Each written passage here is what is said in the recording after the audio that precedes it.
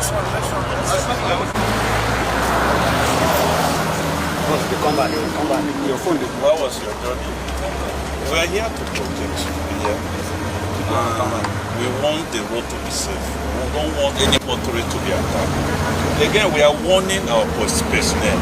The Inspector General of Police say policemen are on the road to not be collecting money. Any policeman that stops you to collect money, say no. Any policeman that stops you to check your phone, the passenger's phone number, don't allow it. I'll give you do you have this here? Take this number. Take the number. You call us. We have 081 48 081 again. 081 48 02 4755. Save it is the command complaint response unit line. You can use it to reach out to us and report erring officers. And you can give it to your don't collect money. Nobody should give you collect money from you. Then I'll make 081 48 02 4755. Save it, CRU. Thank you very much, sir. Safe journey, safe journey. This Owerri Onitsha road.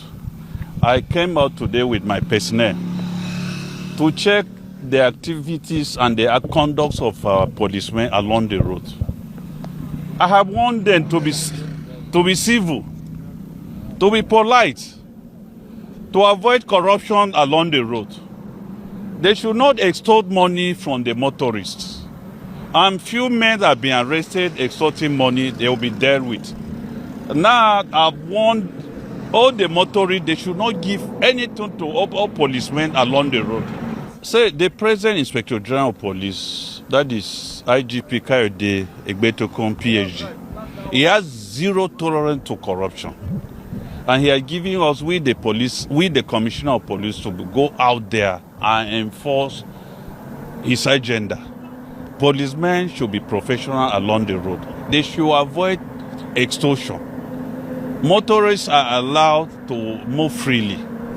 Our personnel are there just to control crime, not to be extorting money from the motorists. That is why I came out. That handle police misbehavior or police conduct. And our PRA is there. He has been attending to the members of the public. Whoever that have complaints against the conduct of police personnel, they have been dealt with by all those sections. See, I have warned our policemen along the roads that they should be civil. They should avoid extorting money from members of the public. Whoever that is arrested will be severely dealt with. He will be tried on oath, and they know the severe punishment that we have been awarding. Don't be afraid. And you should, anywhere you see police and you have complaint, report what you see along the road. Do not give money to police. Whoever that compel you to give him money, we have our PRO. Anywhere, we have our phone number. Maybe after here we are going to give you our phone number. Any policeman that say you must give him money, don't give. You hear?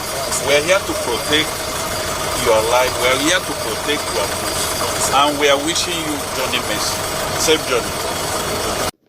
All right, wonderful people. Welcome back to this wonderful channel where I'll bring you back-to-back updates and information as it is hot.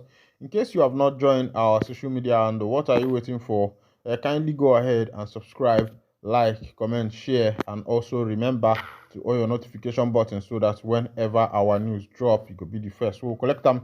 Let's go down to the news proper. Imo State is currently hot as it is. The issue of herdsmen, the issue of unknown gunmen, and the current one that is ravaging all over the states in the country called NIG is the issue of herdsmen. Remember what happened in Benue State, what happened in Plateau State and other states, and as it is, Imo communities set up vigilante group to tackle herdsmen invasion. The Imo community has set up a vigilante group to be able to tackle herdsmen invasion. You can see what is currently going on. that the issue of herdsmen has become a national matter, and the government is not making us to feel that this is a national matter. They don't want us to understand that this has become a national issue. They are still giving a blind eyes to it. All right, before I will go down to be reading out the full detail of this particular information to you, I want you to remember what happened around 2021, 2017, where Mazi Nnamdi Kanu, the leader of the indigenous people of Biafra, foresaw all these things that is happening now. He talked about it, he spoke about it, and that was even what bettered the Eastern Security Network, ESN. That was how ESN was bettered. And the governors in the southeastern part of Nigeria, because of how selfish they are, decided to proscribe IPOB as a terrorist organization because they do not have foresight and they cannot see. All they can see is the money in the bank, the money in the bag, the money they will be able to carry, and the money they will be able to squander. That's all the governors in the southeastern part of Nigeria can see. But aside that, their eyes is blind and they cannot see any other thing. But before now, Mazi Nnamdi Kanu have prophesied about this thing. He has spoken about the invasion, and nobody took these things into cognizance. Let's go down to the full detail of the information. Following the recent Benue incident and some reports, attacks on communities in Imo State alleged masterminded by Fulani herdsmen, some communities in Owerri West local government have resorted to self-help by setting up vigilante groups to tackle insecurity within their immediate environment. One of the communities that has established its own vigilante outfit is Orogwe in Umuoha, Owerri West local government, within the inauguration of its 12 a.m. vigilante security team. Speaking during the inauguration of the security outfit, the immediate past President General of Orogwe Community Development Union, Pastor Jerry Atuzie, said that following what is happening, it has become imperative to set up security outfits to contain the security challenges facing the community. He congratulated members of the security outfit for scaling through the screening exercise, but warned them to eschew unruly behavior. The ceremony was witnessed by some prominent citizens of the community. Among them was the chairman of the UBA Welfare Union, Felix Oguzie, who also admonished members of the Vigilante group to not use the position for personal reasons. All right, there is this song that was trending some time ago. Igbo etetego n'ụla ụmụ Igbo, Igbo etetego n'ụla ụmụ Igbo, Igbo etetego n'ụla. This is the time Ndị Igbo is waking up. It is already late. Kanu saw all these things. He spoke about it. He sent a message. He cried out. And just like they treated Jesus, they captured him, arrested him, put him in jail. Because the country does not want someone that speaks the truth. And as it is, because Mazi Nnamdi Kanu is a truthful person, they arrested him, put him in prison. And today, I know that he will be there laughing at the government, the present government, even though we know that some government officials are part of what is happening to this thing, because people are coming out openly. The Fulanis are talking about these things openly without even caring who asks his gods. They don't care. All right, another information dropping on my table. The government of Anambra State have encouraged citizens to repent their house. I wonder, in this hunger-striking nation, the only thing that the government could remember is to be asking citizens to repent their house, or residents to repent their house. When people have not even seen money to feed themselves, and you are asking them to do repenting. Let's go down to that information. The Anambra State government has directed residents and occupants of dilapidated buildings, defacing the environment in public view areas across the state to repaint their structure, adding that regulators will be embarking on field operation to enforce compliance beginning July 1st. In a press statement released on Thursday, the State Commissioner for Environment, Dr. Felix Odumegwu, said the repainting of buildings with particular emphasis in Onitsha, Awka, Mpo, Nnewi, Ekwulobia areas, respectively, will commence with immediate effect with the aim of achieving a clean, beautiful, eco-friendly environment. Odumegwu said concerned residents and corporate organizations in the areas mentioned are required to repaint their houses, buildings, especially those that have not been repainted in the last 10 years, or building whose current paint is defacing the environment. He said the exercise is aimed at strengthening the existing building structures, improving the aesthetic ambience and the green space of the state as enshrined in the Anambra State Environmental Management Protection and Administration Law 2024, Part 4, Section 79, Bracket 1 to 7.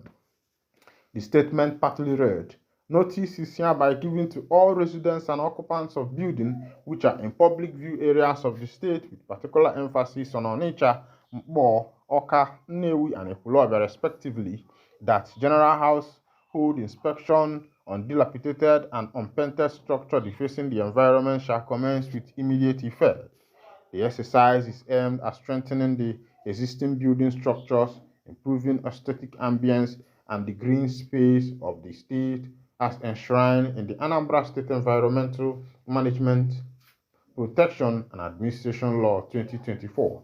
Hence, residents are enjoined to fully maintain, repaint, if necessary, their residential and commercial premises which are in public view." He added that the Anambra State Environmental Management Protection and Administration Law 2024 provides the legal framework for beautification and aesthetic facelifting of the state. Regulators will be embarking on the field operation starting from July 1st, 2025 for this particular purpose. Therefore, concerned individuals and corporate organizations within the purview as stated above are required to repaint their houses, buildings, especially those that have not been repainted in the last 10 years, or building whose current paint is defacing the environment. A clean and beautiful eco-friendly Anambra is possible if we join hands together to improve our aesthetic ambience, the statement added. All right, welcome back. The question I want to ask the government is if they will provide this paint for the people, because there is hunger in the state, there is hunger in the nation. So the question I'm dropping for the government, minister or the commissioner for environment or whatever he calls himself, is the government going to provide the paint? And not just providing the paint, are they going to provide the painters that are going to embark on this work? Because it's not about telling somebody to repaint, it is about also providing paint for the person. Because somebody will not use the little money that he will use to feed his family and start embarking on painting. I don't think this government is out for the good of people. They are not out for the good of the people, but rather they are out for what benefits them. Another question I want to ask, of what use is the government we have? In what way has the government benefited the common man?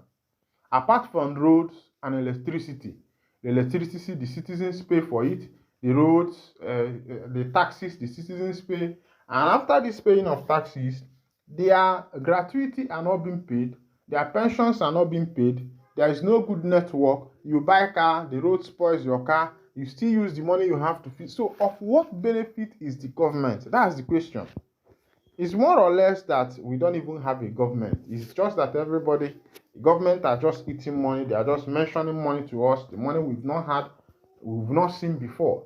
They are mentioning it and they use the money for themselves and they give account to themselves and we don't even know what they do with it. Alright, this is where I wind down the course, and if this is your first time of joining us on this wonderful channel, kindly go ahead and subscribe, like, comment, share, and also remember to on your notification button so that whenever our news drop, you will be the first to click on. Thank you for listening. God bless you.